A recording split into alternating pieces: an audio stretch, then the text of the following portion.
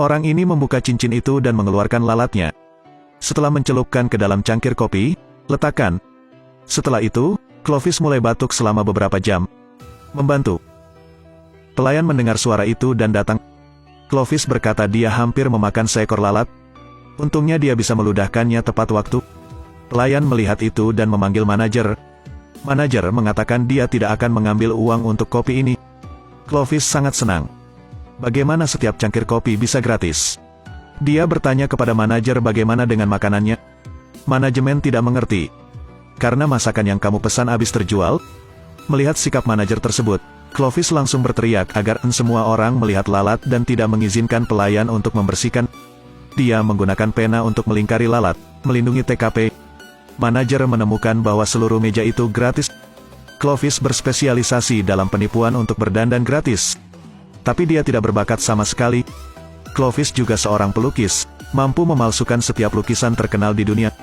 Lukisan palsu terakhirnya juga dijual kepada seorang pejabat. Dia sangat menikmati stimulasi ini. Hari itu, Clovis memukul orang kaya. Dia berencana untuk menjual patung Christ the Redeemer di Rio de Janeiro. Berkat kefasihannya, dia benar-benar menjualnya. Sebelum berangkat, ia juga mengambil vas bunga dari restoran tersebut. Kali ini dia menghasilkan banyak uang. Keesokan harinya, dia bangun di tempat tidur. Tak disangka, penjualan patung itu diangkat di TV. Dia saat ini diinginkan. Dia ingin kembali ke rumah untuk mendapatkan uang untuk melarikan diri. Tapi dia tercengang dan tidak mengerti apa yang sedang terjadi. Ternyata, pejabat yang membeli lukisan palsu itu menggeledah rumahnya bahkan menulis kalimat ancaman di dinding. Uang hasil penjualan patung di lemari juga hilang. Tapi sekarang aku tidak bisa memikirkannya. Karena mobil polisi akan datang. Dia segera masuk ke mobil dan melarikan diri. Ya ampun. Aku telah membunuh orang. Seorang gadis merangkak dari tanah. Ini teman Clovis.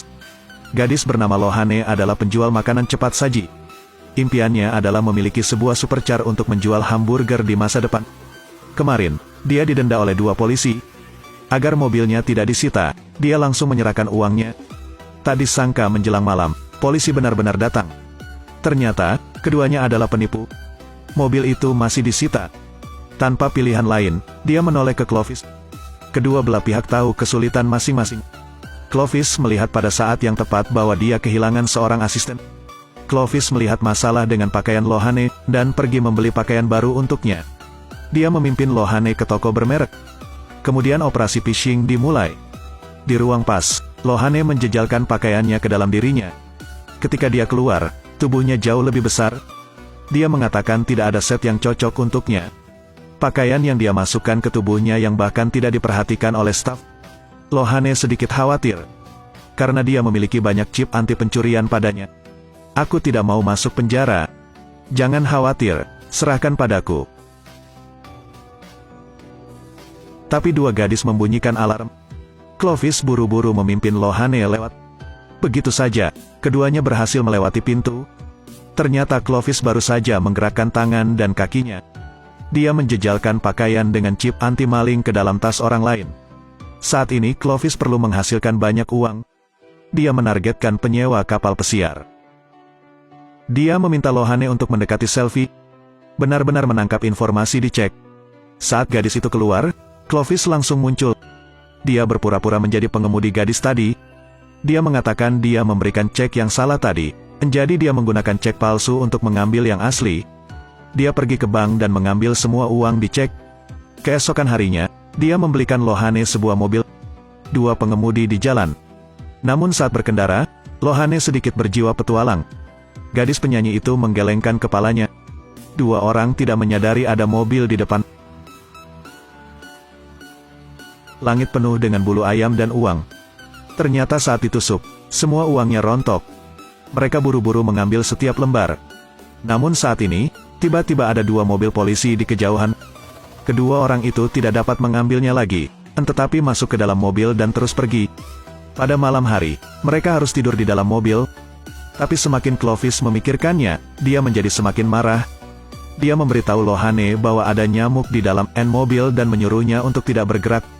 Pagi-pagi sekali, ada masalah serius di radio. Kamera menangkap sosok mereka. Mereka mengatakan dua orang menipu agen perjalanan dan mencuri pakaian itu. Jika tertangkap, dia pasti akan masuk penjara. Keesokan harinya, dua orang berpakaian dokter dan berlari seperti orang gila ke bandara. Dia bilang ada hati di kotak P3K. Awalnya, staf bahkan tidak mengizinkan dua orang. Clovis mulai membuat orang gelisah. Dia mengatakan dia harus menyelamatkan orang yang sangat membutuhkan hati ini. Hasilnya, mereka berhasil naik ke pesawat. Tidak lama kemudian, keduanya tiba di Paul. Lohane ingin pergi ke kamar mandi. Di luar, Clovis merasa udaranya salah. "Halo, kamu telah ditangkap." Selesai. Ketika Lohane keluar, dia tidak mengerti apa yang terjadi. Dia mengira Clovis telah meninggalkannya. Dia adalah penipu dengan IQ tinggi. Semua pelanggarannya membawa hukuman maksimal 10 tahun penjara. Clovis telah menemukan cara. Dia bermaksud untuk mengambil penebusan. Sasaran utamanya adalah nama mantan pejabat itu. Ternyata, pria itu membeli lukisanmu untuk mencuci uang. Polisi mengira pria itu adalah ikan besar, jadi mereka pikir tidak ada gunanya menangkap penipu kecil ini. Setelah berpikir, polisi setuju. Tapi dia hanya memberi Clovis 7 hari. Untuk melakukannya, Clovis membutuhkan asisten. Setelah pacaran, dia langsung menghubungi Lohane. Dia mengatakan kepadanya bahwa kali ini adalah masalah besar. Clovis ingin memalsukan lukisan yang tak ternilai harganya dan menjualnya ke pejabat. Karena pria itu sudah mengenal Clovis, dia membutuhkan Lohane untuk berakting kali ini. Jika dua orang memutuskan untuk menyelesaikan cek akan dibagi dua. Tapi teknik phishing Lohane agak kekanak-kanakan. Clovis melakukan latihan singkat untuknya. Sementara itu, lukisannya juga dirilis. Hari itu, dia mengarahkan Lohane dari jauh. Dan Clovis ada di belakang mengambil gambar. Pada hari pelelangan, Clovis menempelkan janggut palsu di wajahnya, memakai kacamata. Saat Lohane sedang tidur, dia diam-diam keluar. Dia berpura-pura menjadi manusia di balai lelang. Saat ini, petugas, asistennya, dan polisi yang bekerja sama dengan Clovis sudah berada di lokasi. Ketika lukisan Clovis palsu dirilis, pelelangan lukisan itu segera dimulai. Harga dalam sekejap mata telah meningkat menjadi lebih dari 1 juta. Clovis merasa sudah saatnya dia turun ke lantai. Pada saat ini, seseorang di belakangnya memanggilnya. Clovis menoleh, tapi itu Lohane. Ternyata, dia tidak tidur, tapi diam-diam mengikutinya. Pada saat yang sama, lukisan itu dijual. Clovis melihat itu dan mendorong Lohane pergi dan bergegas ke sana. Dia mengeluarkan gambar yang identik. Dia menunjuk petugas pencucian uang di tempat kejadian. Polisi langsung berdiri.